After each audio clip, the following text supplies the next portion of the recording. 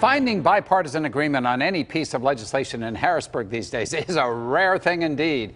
But major legislation on pension reform for state employees received the support of a majority of Republicans and Democrats and was signed into law this past week by Governor Tom Wolf, himself a Democrat. So what is included in this reform? How will it affect the finances of current and future state employees? What remains to be done to address underfunded pension issues in Pennsylvania?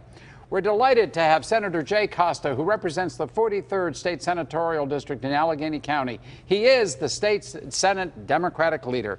Jay, welcome to the show. It's always good to have you here. Great to be with you, John. You know, this is complicated stuff, pensions. Yes. I think what everybody knows, most folks in the private sector don't have these defined benefit plans where they get a check every month. Right. They have 401ks. But state employees, teachers, municipal workers, all these government folks have essentially had this defined benefit plan.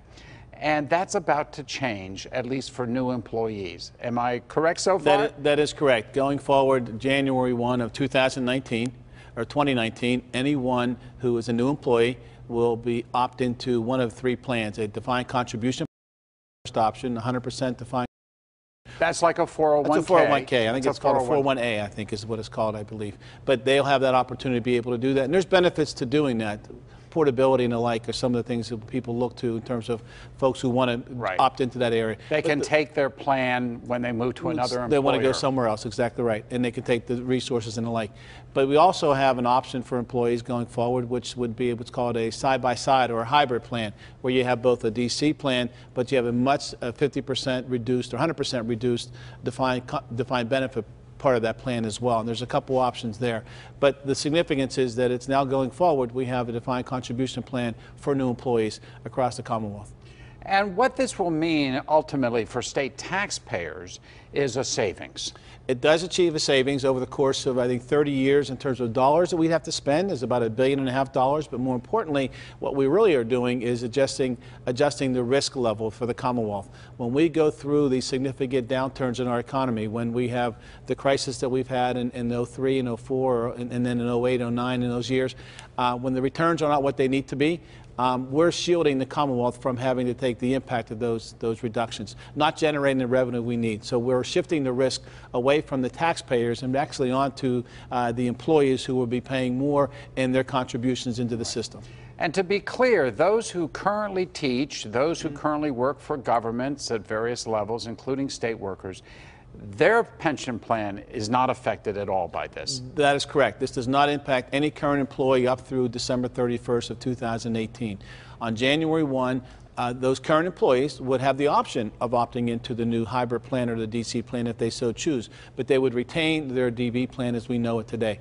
Anyone going forward, including judges, in addition to teachers and school administrators and municipal workers and the like, state workers. And lawmakers. And lawmakers as well. Right. Anybody that goes January 1, a new employee, newly elected person has no choice but to go forward after that date. Now, I read somewhere, and correct me if I'm wrong, that the benefits under the new system will be less ultimately than the benefits under the current system. There is a reduction of benefits, maybe as much as 19%. That is correct. In 2010, we enacted Act 120. At that point in time, we leveled off what we'd have to pay, and we're dealing with that right now.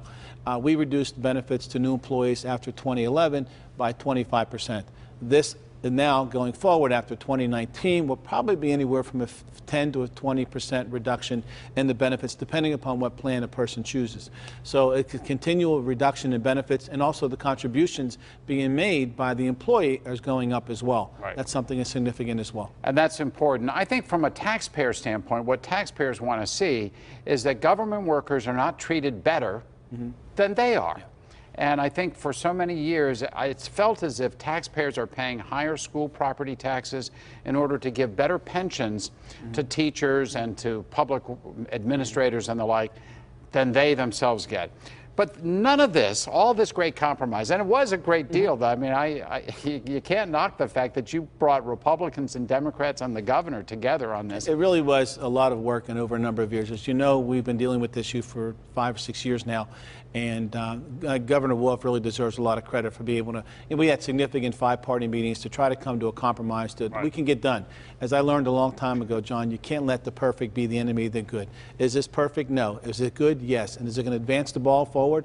The answer is yes, and I think that's what we have to be able to do. But the one thing it doesn't do is deal with this unfunded liability, the debt that's out there on current workers, state and public school workers. We don't have the money to pay them the pensions that we've promised them. Right? I mean, we're talking billions of dollars. Well, it's around $60 billion in terms of the unfunded. 60, right, which is really that's a lot of money twice the size Jay. of our general appropriation funding each year. But any event, I mean, I think at the end of the day, John, we still have Act 120 that I referenced earlier in 2010, which again was a bipartisan effort in the Rendell years that we did. That's really addressing how we deal with the unfunded liability. But over the course of time, we will have, through both the combination of these two plans laying on top of one another going forward, we will be in a position to address the unfunded liability within the next 20, 25 years. So you're optimistic that that's not going to or something? No, it's not, because at the end of the day, what we're addressing now is the risk part of that. What raises our taxes is the risk that we had borne, the Commonwealth borne when we had those downturns.